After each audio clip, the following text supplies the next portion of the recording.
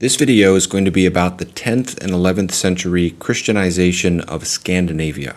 I know that can seem like a really niche topic. Maybe you've never thought about that before. Maybe you're not interested in that. Let me explain why I'm so excited to share this video.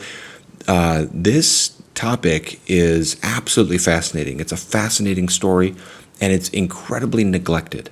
I try not to use too much that's sensationalistic in my thumbnails or video titles that doesn't accurately reflect what's in the video.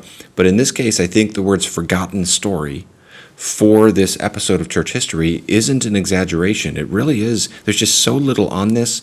I don't really know of any resource, contemporary or popular level, or academic or popular level, that shares the particular narrative I'm going to try to lay before us here in terms of these missionaries and martyrs who are bringing the gospel into Scandinavia. So what I've done is I've worked very carefully through this 11th century text by a medieval historian named Adam of Bremen. In order to cultivate this project, I worked very carefully through this over the summer, and then I've just distilled it down into this video that I've organized and hope it will be helpful for viewers. Now, let me just say that in most church history texts, you really don't find a lot about the Christianization of Scandinavia specifically. Sometimes you'll have more on some of the other parts of Europe, like St. Patrick going to Ireland or something like this. But this episode is almost completely overlooked. In many church history texts, there will simply be nothing at all about it.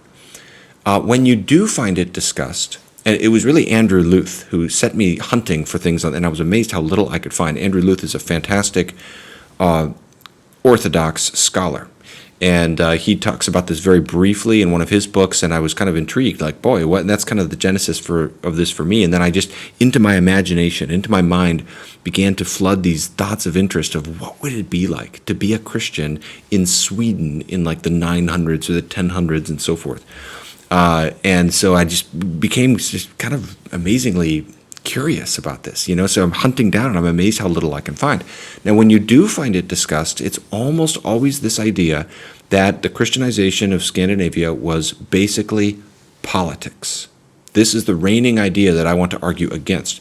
For example, Richard Fletcher is a respected medieval historian. He wrote a book on the conversion of Europe to Christianity. He has a chapter on Scandinavia. He's getting to the end and he's explaining that, the reason we don't have a set of missionary literature on the Christianization of Scandinavia is basically this is just politics. It's just kind of a natural, Christianity is kind of the natural byproduct of this larger cultural assimilation and so forth. He says, apart from royal push and shove, there is precious little evidence for missionary activity in the positive sense that we associate with Patrick or Amandus or Willibrord.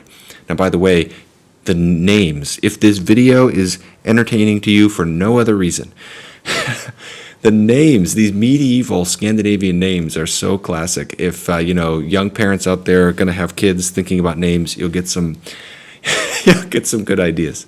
You'll see what I'm talking about. So, by the way, probably Patrick, most people know of Patrick, missionary to Ireland. Willibrord was an 8th century missionary to the Netherlands. Amandus, a 7th century missionary to France. Most of the names I'm pretty confident about how to pronounce. Amandus, I have no idea if I'm pronouncing that right or wrong. Fletcher continues, Adam of Bremen might proclaim that the mission to the heathen is the first duty of the Church of Hamburg, but the spectacle with which he presents us is of intermittently empire-building archbishops who grasped opportunities to send out clergy in an entirely pragmatic way. Okay, that idea that you just got in those sentences there is representative of academic portrait of the Christianization of Scandinavia. If you pick up a more popular level book. So there's Fletcher's book if anybody wants to buy it. It's not expensive. Here's in this captivating history series of books. If you pick up a book like this, more popular level, it's giving a hit. That one is on the history of Norway. Same idea, very cynical. It recounts how one king named Haakon the Good, I'll put up a picture of him. He's the one pictured in red on the throne there. I'll try to put pictures up for most of the figures I mentioned, if not all of them. Some of them you can't find pictures of. He's saying he was an early influence in spreading Christianity into Norway, and then he says other Viking chieftains and rulers also accepted baptism, but their main motivation was to strengthen their ties to foreign rulers. The attempted conversions were also used as a political play, as the newly Christian kings could now replace their political enemies and elevate Christian followers in their place. And then he talks about the role of another figure, another king, Olaf Haraldsson. There's lots of Olafs coming up, and kind of completing the process of the Christianization of Norway. And he says, modern scholars understand that Christianization was a process and that the significance of St. Olaf is more symbolic than real. Nevertheless, he did impose Christianity on his subjects and use cruelty to do so. So this is the common idea out there that I want to oppose. It's this idea that, Christianity coming to be rooted in Scandinavia, which it certainly had contact there earlier on, but it's 10th and 11th centuries that it really takes root. And the idea is this is just politics, it's just power plays, it's not as much the result of active intentional missions and evangelism and so forth. And a corollary to this is people say that the evils of the pre-Christian people in Scandinavia, Adam will use the term pagan or heathen to describe them, that these evils were exaggerated. It wasn't that bad. Christianity didn't have much of a difference. So this video is basically going to be an argument against that common claim, scholarly and popular level. And I just want to say it just leaves out so much and thereby fundamentally mischaracterizes how these countries became Christianized. And certainly there were political factors, but I want to show how many waves of missionaries and evangelists it took for Christianity to take root in places like Denmark, Sweden, Norway, the surrounding islands as well. So Scandinavia usually just means Denmark, Sweden, Norway. Sometimes it's used more broadly. We'll mainly focus on those countries, especially Denmark and Sweden, but also a little bit, there were also lots of missions efforts beyond that to Iceland, Greenland, and then the Orkney Islands, which are off the coast of northern Scotland. Yeah, so I just want to tell the story. I want these martyrs and these brave, courageous missionaries to be honored and for their story to be told, because I don't see anyone talking about this in the scholarship anywhere. And I just think and I also want to argue that Christianity had a positive cultural impact, very positive, in Scandinavia. And I just think it's tragic that this is sometimes forgotten or overlooked. And so sharing what I've gotten from Adam's text is, I hope, helpful for people out there. So we'll have 4 sections to this video. First, 4 reasons why this is so interesting and important. Second, a basic historical overview focusing on these missionaries I want to discuss. Third, I'm going to give a brief argument that Adam's account of the Christianization of Scandinavia is generally trustworthy, because that's frequently disputed, increasingly disputed, and he is our main source of information. And then lastly, I want to draw out 4 quick lessons for the church today. I'll try to keep this moving quickly and sustain your interest. This will be a longer and more scholarly video than most of my videos. So if you watch all the way to the end, let me know in the comments and I'll like your comment. And let me know if you think this was worthwhile for me to do. It took a lot of work. I mean, I'm not doing it just for this video. It's also interesting to me personally, and I'm going to develop this into an academic article, Lord willing. But it took a lot of work. But I'm really proud of this, and I hope it has value. If you find value in it, of course, I appreciate people liking and, talking about the medieval missions is not the hottest trending topic on YouTube. So however much you can help me share this, I appreciate that. And, for those who are new to my channel or newer, I would just invite you to join in with the work that I'm doing. The elevator speech for Truth Unites is, our world is rapidly polarizing and there's so much disintegration and negativity. And I'm trying to be a reconstructive and irenic voice toward God, doing basic apologetics, but then also theology, doing things like theological triage, defending Protestantism, trying to have positive, respectful dialogue with others, and so forth. And you could consider becoming a patron as well. I really appreciate that support. And that's a great community of people to interact with and get feedback from, too.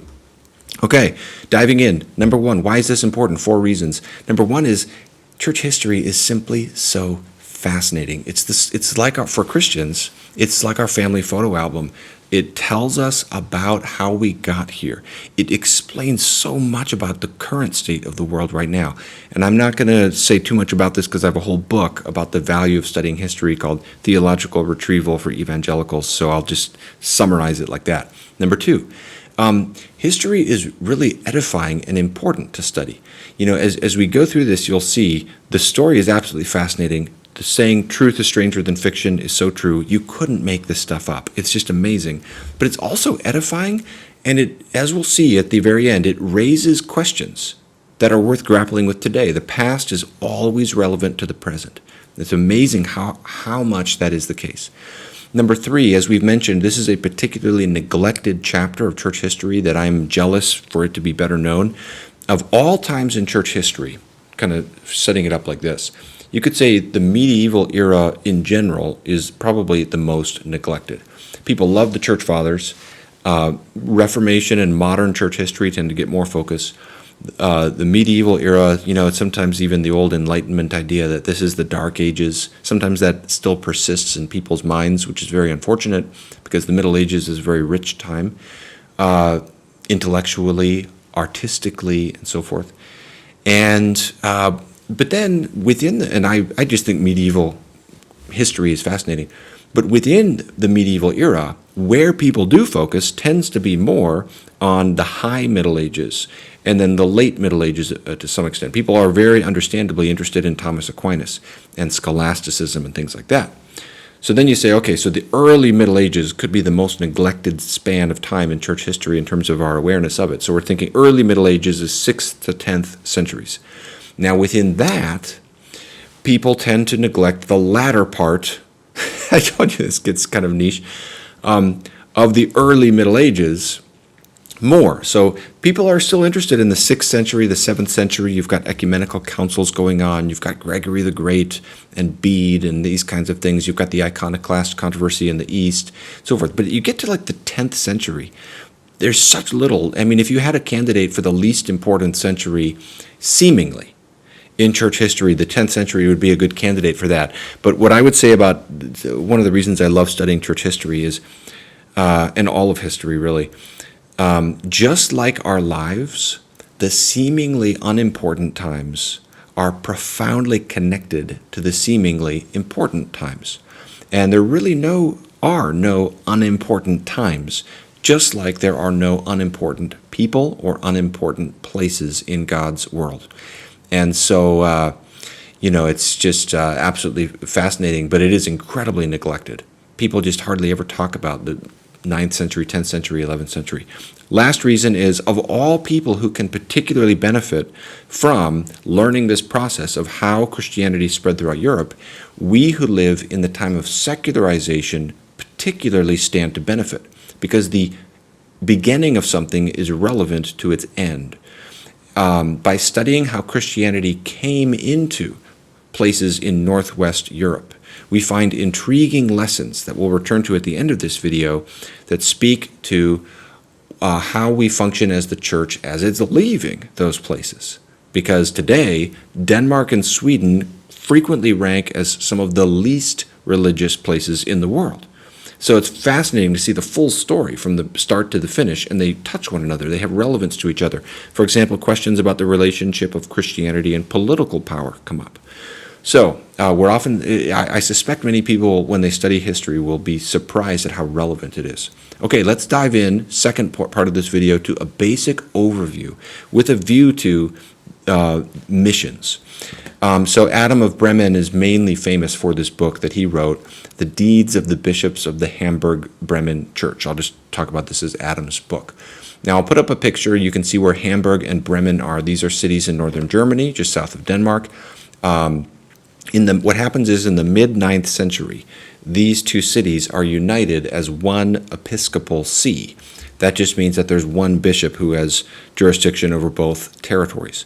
And then around the same time, this episcopal see receives an official commission as a kind of beachhead for missions efforts to the north, into Scandinavia. And Adam's history book has 4 sections. The first 2 books just chronicle the history of these churches in Hamburg and Bremen, starting in the 700s, and then up to the 11th century when Adam is writing. And then book 3 focuses on one bishop there named Adalbert, who's the bishop that Adam personally knew, and a significant one, both for good and then for bad. And then book 4 is basically an ethnography of Scandinavia in Adam's time. The word ethnography, just kind of a technical term for basically a description of culture, basically. And so it's in book 4, and then various historical sections, passages in books 1 through 3, that we get almost everything we know about the Christianization of Scandinavia in the 10th and 11th centuries. Really, everything we know about Scandinavia in the 10th and 11th centuries. Not everything, but it's our primary source of information, because we don't have a lot of other information.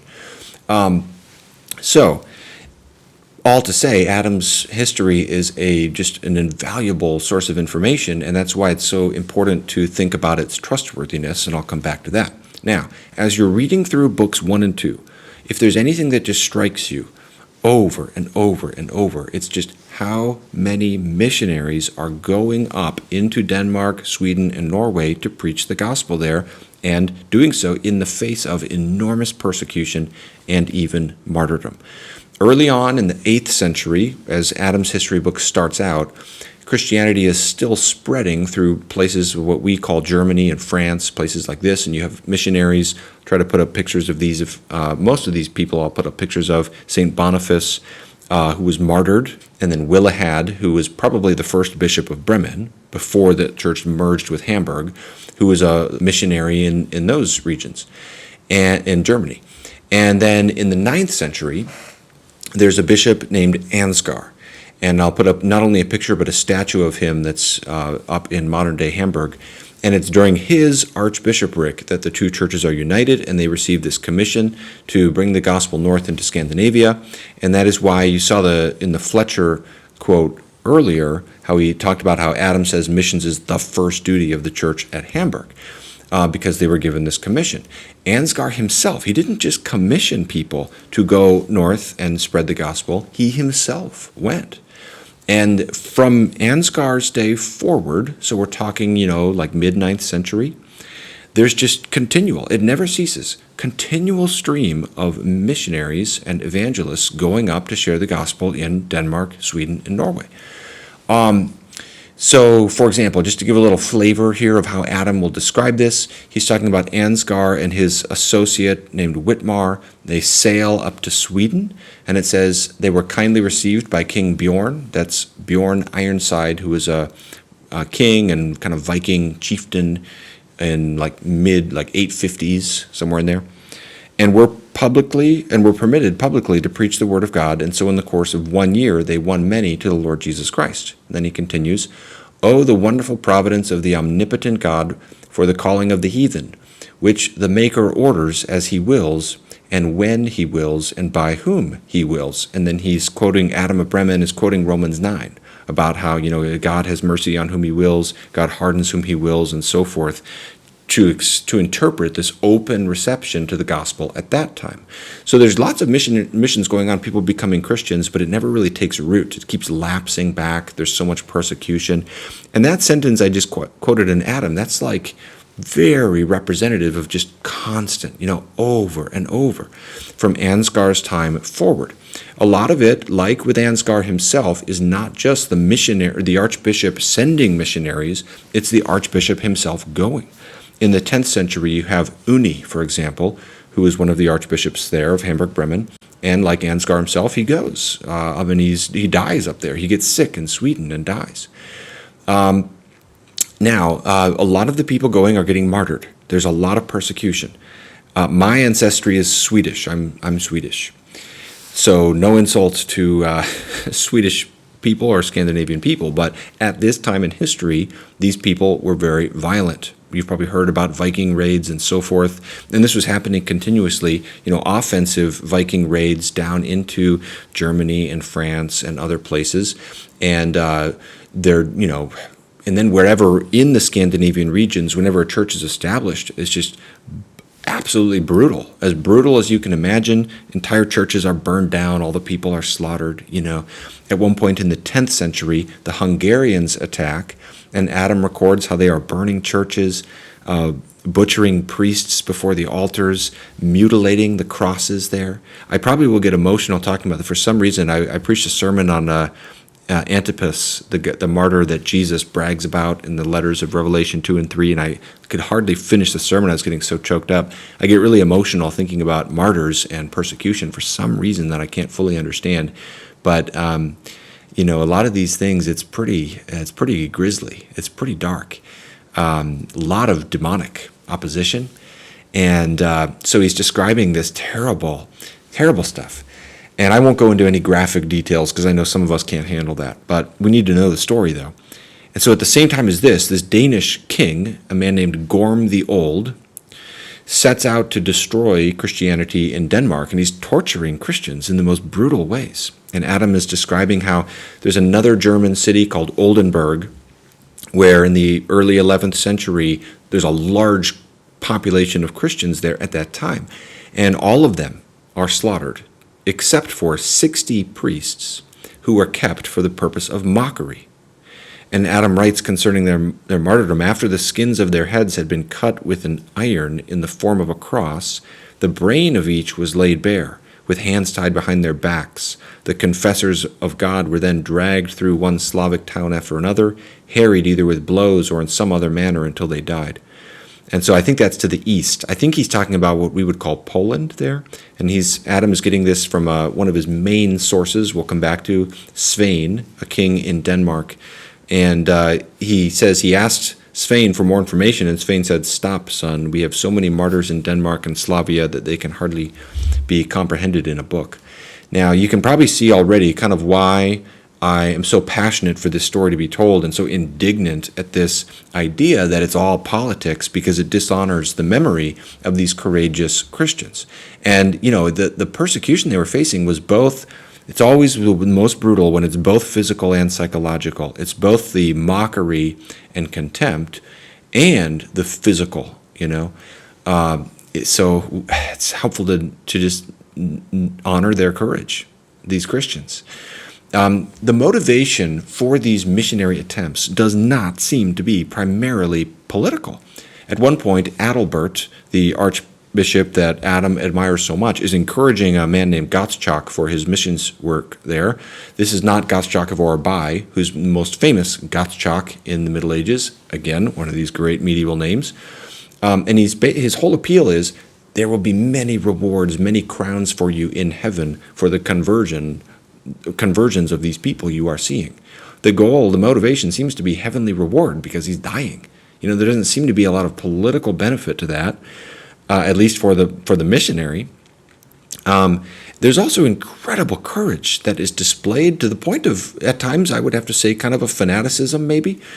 Some weird stuff a little bit. But you can understand when you're like getting slaughtered by the Vikings. You may want to try to do anything you can in those front lines missions circumstances to try to get their attention or something. And so there's this idea of Poppo. There's a missionary named Poppo, Poppo, who will light himself on fire, and the idea is God is miraculously preventing him from dying from the fire, and that's a sign that the God of the Christians is the real God, not Thor, And he'll do other miracles like grabbing a hot iron and showing it didn't burn his hand and things like this. Now, for those who will be skeptical and say, well, that didn't really happen, those aren't real miracles. I mean, number one, I think we should always just be a little cautious in judging. But the other thing is, it still shows you this wasn't all politics. It still shows you this is front lines work where it shows you the intensity of the situation. Again, it just fills my heart with this sense of honor to think about these people who are suffering for Christ. As they are preaching, it has these consequences of uprooting sorcery and demonic activity, and they're constantly smashing idols. There's a later preacher named Egino, and Adam says that they are all said to have been moved to tears by his preaching and to have manifested such sorrow for their error that they immediately broke up their idols of their own accord and hastened to be baptized. In the 11th century, there's a missionary named Wolfrid who's preaching, and he himself is smashing idols, and he gets persecuted. This is so fascinating. It's a cool one because he's smashing an idol of Thor. Let me give you Adam's account of this. A certain Englishman named Wolfrid, inspired by divine love, entered Sweden and with great courage preached the word of God to the pagans. And as by his preaching he converted many to the Christian faith, he proceeded to anathematize a popular idol named Thor, which stood out in the Thing of the pagans. That sentence is referencing a pagan temple in Uppsala. More on that later. And at the same time, he seized a battle axe and broke the image to pieces. And forthwith he was pierced with 1,000 wounds for such daring, and his soul passed into heaven, earning a martyr's laurels. His body was mangled by the barbarians, and after being subjected to much mockery, was plunged into a swamp. That's what they do. Again, the psychological stuff too. They try to just tear you to shreds, not just through pain, but also through contempt. This persecution is par for the course at this time. It doesn't sound like it's all politics. It sure sounds like it's courage and faith that is advancing the gospel there. Now, something important to note here that we'll return to. Wolfrid, the person who was just plunged into the swamp, he was an English missionary. He's not from the Hamburg-Bremen church. So you can't say, oh, Adam does exaggerate. So we'll get to this. Adam does exaggerate the greatness of the see of Hamburg-Bremen. That's kind of his agenda. He does exaggerate that. But you can't say there would be no motive for the reflection of his own church to talk about these English martyrs like Wolfrid. In fact, a sense of cooperation with other missionaries, like English missionaries, for the larger purpose of the advancement of Christianity is something that comes up elsewhere in the book. At one point, he's talking about the conversion of Olaf Tryggvason, or Olaf the First. This is one of the key conversions that leads to the Christianization of Norway. Olaf getting baptized around the year 1000, a little before the year 1000 AD, changes everything. It's a game changer. Again, we're going to come back to politics and Christianity and the relationship there. And Olaf is said to have built the first church in Norway. Well, Adam is saying that basically it was our missionaries from the jurisdiction of the church in Hamburg-Bremen that converted him. But then he says, others say that of old and at this time, certain bishops and priests of England left their home for the sake of doing mission work, and that they baptized Olaf and others. And then he mentioned some of these missionaries, a man named John, for example. Now keep in mind, the church in Hamburg-Bremen had received an official commissioning to evangelize these northern countries. So you can imagine there could be a temptation of rivalry or wanting to claim credit for this or something like that. But Adam acknowledges the tradition that he's received of these English missionaries, and he quotes from Philippians 1. Listen to what he says.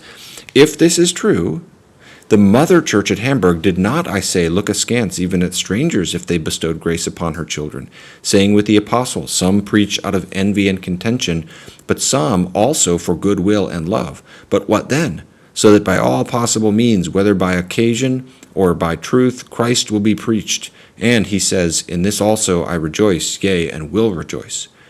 That seems to reflect what today in our church, we talk of this as a kingdom mindset, partnering with other churches, so it's not about our tribe, There's something of that in there, unless you're really cynical and just, completely block out anything Adam is saying, which, again, as we'll talk about, I don't think we have reason to do. So already you can see, hopefully, that this idea that it's just political fallout that leads to the Christianization of Scandinavia in the 10th and 11th centuries just overlooks so much. Which is not to say that politics is unimportant, and I'll return to that.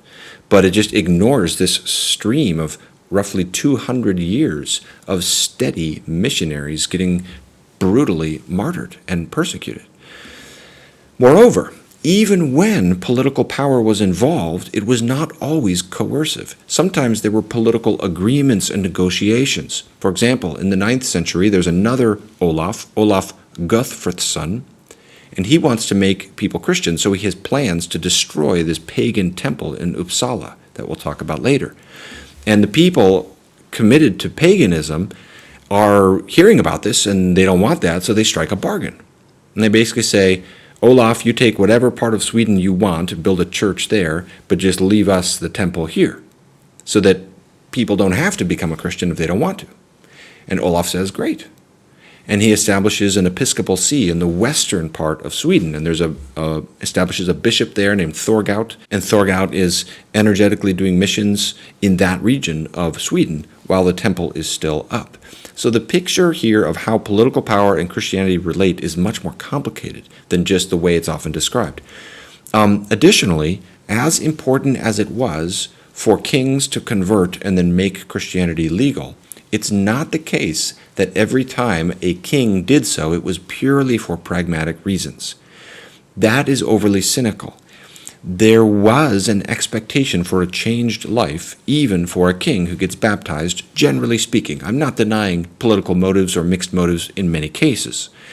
For example, Adam records an episode of Adalbert exhorting one of the Danish kings with scripture and basically rebuking him, And he talks about how the king listened to Adalbert, but it wasn't a total victory. He basically says the king was obedient and yielding to Adalbert's rebukes on everything except for two areas, gluttony and women. So he remained a glutton, and basically what we think that means is he didn't give up his concubines.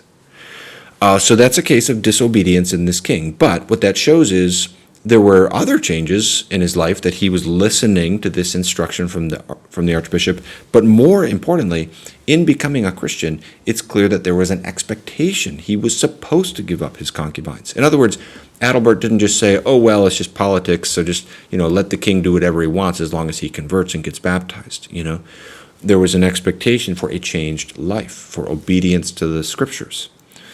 And so that's just important. So, the picture here is complicated. We don't want to deny the political factor, but there's so much more to the story, and these courageous martyrs and missionaries need to have their story told. Okay, third section of the video. Let me just offer a brief case that is too brief, more brief than I will do in my article, for why we can take Adam's account as generally trustworthy. This is so important, obviously, because Adam is, as we've said, our main source of information, and he's tended to be viewed increasingly skeptically in the scholarship.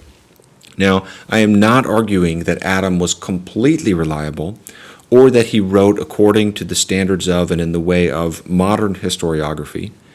He had an agenda. The point of his book is to chronicle the greatness of the See of Hamburg-Bremen, and he does manifestly exaggerate what is accomplished by that see. And there's some pretty dubious claims about all that was accomplished. He also makes a few errors, and at times he seems to evidence some superstitious beliefs about certain things. But that doesn't mean we should be unduly skeptical of the general account. We can still learn so much from him for three reasons at least. First of all, much of what we can glean from Adam has to do with topics that he would have no reason to invent or exaggerate. When he's talking, for example, you can see how maybe he's exaggerating with the case of some of the missionaries sent out from his own church, but why would he make up these stories about the English missionaries, for example? Second, many of the things that Adam tells us are confirmed by later historians. And the more confirmation you see, the more you start to trust the person in general. For example, one of the most famous parts of Book 4 of Adam's account is this account of the temple in Uppsala, which I'll describe later. And there's other people who talk about that. There's a 13th century Icelandic historian named Snorri Sturluson. I told you, I'll put up a picture of him. I told you. It's like you couldn't make these names up. It's amazing. And how random can you get that he's an Icelandic historian in the 13th century? But this is one example of where you find corroboration. And so basically there are, scholars, it's not disputed in the scholarship that there was a temple in Uppsala. The details of Adam's description are disputed at times. But, when you find confirmation and corroboration, the more you find that, the more this is helping you trust, okay, this person isn't doing wild hagiography or just writing to make somebody look good and making things up. A third reason, and the main one that I've been digging into and thinking about, is Adam's careful use of sources. So Adam was acquainted with a wide array of sources, and he displays great carefulness as a historian in using them. The translator of this book, Francis Sahn, notes that Adam would have had contact with lots of people coming through from the Scandinavian countries, and he also would have had personal access to the archives of his archbishopric and to the books in the cathedral repositories, for example, and Sand lists a lot of those resources, these other biographies written earlier and so forth. It's a lot of resources. Adam displays a lot of carefulness. Adam also lists the resources himself in the prologue of the book. He mentions the things he's drawing from, and he's just swearing. He's saying, I'm telling you the truth. He's before God. He says, truth is my witness that I prophesied nothing out of my own heart and made no statement without due consideration. Everything I'm about to put down will be substantiated by sound authorities so that, if I am not believed, credit at least may be accorded to my source. Then throughout the narrative, Adam will frequently tell you where he's getting something. I mentioned the Danish king Svein Estridsson earlier, late 11th century. He gets a lot of information from him because Svein had himself spent a lot of time in the northern regions, okay? And so he'll tell you the particular information that he gets from Svein and how Svein got it in the text. He'll tell you about that.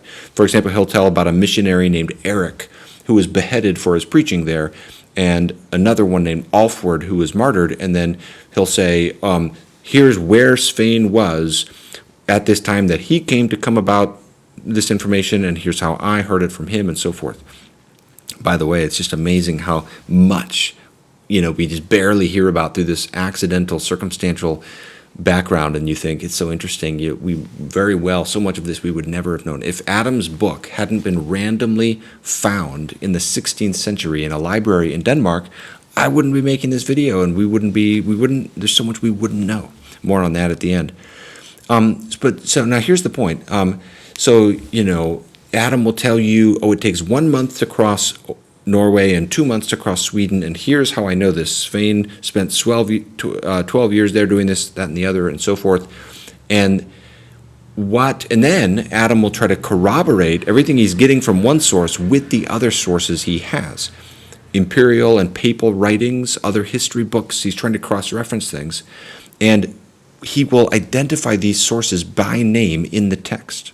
He'll say, there's a Swedish bishop named Adelward the Younger, for example. He told me about this. Okay? Many times throughout the book he will do this. So, he's drawing from lots of sources, oral and written. He's trying to harmonize them, build them together, and he identifies those sources. Why is this significant? Someone's going to say, well, just the fact that he says that doesn't make it true. Yes, but it touches on a principle that historians often use to determine reliability, and that's falsifiability. You can see this principle wielded in scholarly efforts to find the so-called historical Jesus. Think about it like this. If Adam is wrong, for whatever reason, and he tells you his source, the source can be consulted by those reading his text to disprove him. And that makes it a lot less likely that he's just wildly in error or that he's making things up. There can be errors still, but it's less likely that he's just going to be concocting things or wildly exaggerating. So Adam is very different from the kind of some other medieval texts we have that are really hard to know, where they have no confirmation or they're written way after the fact. They don't have sources they're working with or whatever it might be. And he shows a willingness, even the heroes he's honored. You can tell he admires and respects Adalbert a great deal, but he's willing to criticize him. And he talks about, this is the whole third section, he's saying, at one point he even says, I want to say more praising things about Adalbert, but I am afraid to lie. Then he quotes scriptures about how woe is us if we call evil good and so forth. And, he also shows discrimination in his usage of resources. He'll quote a resource and say, but this resource had a lot of fabulous things that we don't believe in. So he's showing discernment like that. Now, I am not saying Adam is infallible and totally right about everything. I'm not saying he's objective or denying the exaggeration. I'm just saying he's a careful historian. He deserves to be taken seriously, and we shouldn't be unduly skeptical of his text. All right, finishing off, let's talk about 4 things we can learn. This study, I know that it sounds kind of nerdy, but this study has been significant in my life. I've just found it so interesting to think about these courageous martyrs, and it's impacted me. And so I'd like to share 4 thoughts of what we might learn. The first is, it's interesting as a reminder that Christianity has no geographical center. More so than other religions that tend to be more geographically stable, Christianity is constantly on the move. Today, Scandinavia is a more secularizing Christian a secularizing nation. We call it, together with Western Europe in general, we call it post-Christian. We think of it as kind of like where Christianity used to be. It's like, oh yeah, kind of Christendom in twilight, the fading Christendom. Well, it's just fascinating to think of at this time, not yet a millennium ago when Adam is writing, these countries were the remote frontier. These were seen to be the fringes where these uncivilized barbarian type people lived, At one point, Adam is marveling at the bravery of Ansgar for going, and he says, because the desolation brought about by the Northmen and Danes exceeded all belief, one may wonder the more that the holy confessors of God, Ansgar and Rimbert, should have gone undaunted through such perils by sea and land and preached to peoples before whose onslaughts neither armed kings nor the mighty Frankish tribes could stand. We find it scarcely possible to believe that anyone, even an apostle, should in a time of such fierce persecution dare to go to a people so ferocious that it is hardly human, in a region so very remote, I say, from our world. Now, that we find it scarcely possible, he's rebuking that mentality. In the context, he's saying, don't say that. They are human. All people are made in God's image. And he's saying, he quotes the Great Commission in Matthew 28, right after this passage, to say, everybody needs the gospel, and everybody's made in God's image. I find it helpful today where there's so much debate about these kinds of issues of Eurocentrism and whiteness being normative and this kind of thing, and we're trying to disentangle all of that. And a lot of us think there's a lot of validity to where we need to be open to where racial prejudice is shot through us so that we don't even see it fully. Well, it's just interesting. It's actually helpful in that process to remember it wasn't always like this. People like me who have blonde hair and white skin were the barbarians in people's minds 1,000 years ago. I'm not saying they were barbarians or we should think less of them in any way. All people are equally in God's image, but it's helpful to remember how different things were. At that time, the Swedish people were like, oh wow, could the gospel even be for them? Whereas today it's like a place where Christianity is fading. And that combined, and then you think of the courage of these missionaries. It seems that the gospel always requires suffering and going forth. This seems to be the pattern. Christ's death and resurrection, that seems to be how the gospel always churns its way forward. That's why I feel indignant about these scholarly interpretations that it's just politics. It just dishonors this profound suffering that brought about this outcome. So, a basic application from that would just be to say, if Ansgar and people like that were willing to go to the Vikings and be brutally treated, we should be willing to share the gospel with our friends, and we should be willing to stand for the truth no matter what the cost is in our day, because we usually don't have anything like that, and yet sometimes we're not courageous. But the bigger point here is just how interesting it is to see how different things are today. One millennium's barbarian territory is the next millennium's fading twilight of Christendom. And in between the full span of initial resistance and martyrdom, explosion of Christianity, explosion of cultural impact, universities, hospitals, all the wonderful things Christianity tends to beget, and then it slowly fades away, all in that 1,000 years. It's fascinating. That leads to the second point. Christianity has done much good for the world. Now, it is possible to exaggerate this. First, because we can downplay common grace, and second, because we can downplay the real evils that Christians have done.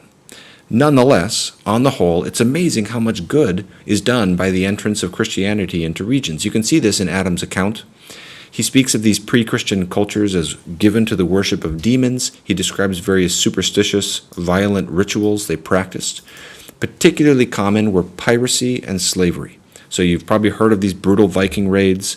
I mean, man, the thing that was interesting to get from Adam is how much the Vikings would attack each other. You always think of the Vikings sailing off to attack people in England or something, but they would attack each other. At one point, Adam says they have no faith in one another, and as soon as one of them catches another, he mercilessly sells him into slavery, either to one of his fellows or to a barbarian.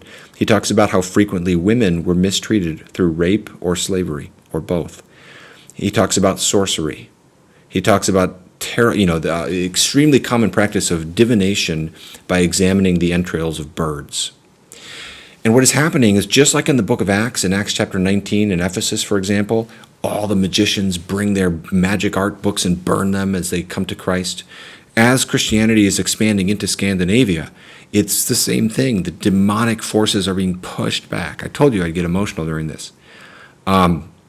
So when King Olaf becomes a Christian, for example, he tries to drive out all the sorcery, and he's martyred, or he's killed. Adam reports he had, for the most part, made good his resolution when a small number of the sorcerers who had survived struck him down in revenge for those of their own whom the king had condemned. Later, some of the later Christian kings lapse back into sorcery. Even Adalbert, Adam describes as falling back into using magic arts, listening to false prophets. There's a woman who is renowned for powers of divination, and Adalbert is listening to her. There's also prophecies. So it's interesting if you're interested in continuationism versus cessationism. People believe in prophecy in the church here. And then as Adam is describing the cultures on the various islands around Denmark and Sweden in Book 4, there's a lot of brutal practices, human sacrifice. On one of the Danish islands, he says they adore dragons and birds and also sacrifice to them live men whom they buy from the merchants. And Adam describes how the slaves are inspected to see if they have any bodily defects, so that otherwise the dragons won't accept them and so forth. There's cannibalism described. There's all kinds of bizarre things too. I mean, on one island, I think it's a Swedish island, the people are blue, and he thinks, the editor of the book thinks it's because of tattoos. I told you couldn't make this stuff up. They have long hair, they're blue. Polygamy is rampant. He says the rich people and the princes on the island have unlimited wives. And then he says, basically, well, they martyr all the missionaries we send, but other than that, they have great morals. It's like, wow. He says, many praiseworthy things could be said about these people with respect to their morals, if only they had the faith of Christ, whose missionaries they cruelly persecute. Kind of amazing. I mean, and he talks about how they were very sharing. People, they'd share their livestock and so forth. And he says they often willingly listened to the gospel message. There's lots of bizarre things. There's one region where only women live, and they drive the men away. And and there's all these different theories about, well, how do they get pregnant and things like this. In another region, they have these magic arts, and they're reported to. Adam doesn't commit himself to this belief, but he says what the superstition is, they can use their magic arts to know what's happening anywhere else in the world on this particular island, and they're very kind of bizarre, like the women have beards, and they don't communicate with words, but with gnashing of teeth and so forth. I mean, just, again, you couldn't make it up. The temple in Uppsala is fascinating. He describes it as having 3 statues, Thor in the middle, god of the storm and other things. Wotan, whom we call Odin, often associated with things like war, is on one side, and then a statue of Friko, or we usually call him Freyr. Or I don't know if it's a god or goddess, actually. I think it's a male, but he's often associated with peace and pleasure, and he talks about priests and rituals and sacrifices going on there, and I won't go into the details with that. I was thinking, I don't even need to go into all this. I don't want it to be too provocative, but it's pretty lurid. So the point of all of this is Christianity changed a lot of things for the good. And it's not necessarily politically correct to emphasize that, but it is so manifestly the case. Adam describes this reduction in piracy, reduction in slavery, reduction in sorcerous practices. Not that it went from having no grace to perfect. Christianized Scandinavia had its own problems, but there's improvement because of the introduction of ideas like the image of God or the value of love. We take these values for granted. Why do we value equality? Why? That was not a value for many pre-Christian places in the world. Slavery was just assumed as a normal part of life. Why do we value love and compassion? Lots of cultures haven't had that same value in the same way. And this is one way we can see, I think a lot of people who leave Christianity and become atheists retain many of these values, and you wonder, what's the ontological basis for these values in atheism? A lot of these things can be seen to be fruits of Christianity. On the last page of the book, Adam writes, "Behold that piratical people," that means given to piracy, by which we read whole provinces of the Gauls and of Germany were at one time devastated, and which is now content with its bounds and can say with the apostle, for here we have not a lasting city, but we seek the one that is to come. Since the altars of the demons have been torn down, it builds churches far and wide, and with universal acclaim everyone proclaims the name of Christ. And today we can look back and see some of the rich cultural impact of Christianity coming into Scandinavia. I understand we can be too naive as to, think of this too simplistically, but I don't want us to be too cynical and go in the other direction. There was a real wonderful thing that happened that God did through the entrance of Christianity to this region. Third point, these last two are real brief. Political power. Just to say the main point here quickly. Political power is good, but also dangerous. Political favor toward the church can be a massive blessing. Obviously, the conversion of kings to Christianity is a great thing when it means the Christians stop getting their heads chopped off. It's bad when Christians are getting persecuted. We need to pray for the persecuted church today. If you're a Christian in the 990s and you live in a particular region where you're under the gun, and then the king gets baptized and now you're safe, praise God. That's a good thing. Political power can be wielded for incredible good. But it's easy to misuse. And when we misuse political power, it damages our effectiveness in the gospel. At one point, Adam recounts a conversation with a king who tells him, the Slavic people, without doubt, could easily have been converted to Christianity long ago, but for the avarice of the Saxons. They are, he said, more intent on the payment of tribute than on the conversion of the heathen. Similarly, during Uni's preaching in the 10th century, Adam writes that the people hearing the message could by no means be easily persuaded to believe, because they had lived through the period of barbarian invasion when in a few years many kings had held bloody sway over them. You just wonder, maybe when the missionaries started going in like the 8th century, 9th century, maybe it wouldn't have taken so long if along the way there hadn't been this misuse of power by Christians at times that sadly did occur. And that's just something to sit with and wrestle with and think about. Lastly, a fun application point is the sheer size of church history. There is so much that God has done. It's like the end of the Gospel of John when he says, oh, Jesus did all these other things. Not all all the books in the world could not contain them. Similarly with church history and all the things Jesus has continued to do. At one point I was just thinking, I mentioned this earlier, can you imagine all that we wouldn't know about if Adam just hadn't happened to go talk with Svein on that one trip? Because he got a ton of information there. Or if somebody just hadn't happened to stumble across this book in Denmark in a library in the 16th century. And all the people, or if the wonderful folks overseeing the Records of Western Civilization series that Columbia University Press puts out, which the incredible contributions of scholarship, making it available to us, if they hadn't done that, what we wouldn't know about. And that raises the thought of, well, how much else is there out there that we don't know about? How many things have happened that we just, they're not in our historical records, How many other missionaries were there? And it's a happy thought that in heaven, all the stories will be told. In heaven, every triumph will be celebrated duly. And that's a happy thought, for our lives. We'll probably be forgotten. Most history books probably won't talk about your life or mine too much 500 years from now if Jesus has not returned by then. But in heaven, the full story will be told.